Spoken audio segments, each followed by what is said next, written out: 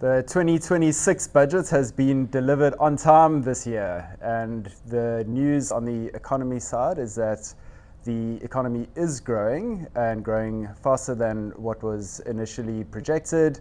That being said, the budget is still showing a deficit. That deficit is expected to stabilize this year, and the good news is that for the first time since 2008, the debt to GDP ratio is expected to stabilize, which is good news for us as we still see that the debt service costs is the highest line item in the budget. So it would be good to see that coming down in future years.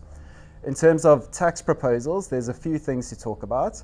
The midterm budget speech had penciled in a 20 billion rand tax increase. We weren't sure where that was going to come from. And the good news is that has now been withdrawn. Treasury has highlighted the good work done by SARS in collecting a lot of the overdue debt using debt collectors and various other means, and that has meant a bit of relief for the taxpayers that are paying their taxes.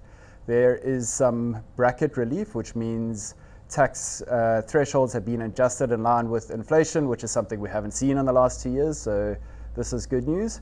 And Treasury has also done a broad-scale review on various thresholds in the tax space. Some of the thresholds have not been reviewed as far back as 2009. And in here we see many of the thresholds moving up. Notably, the compulsory VAT registration threshold has increased from 1 million rand to 2.3 million rand.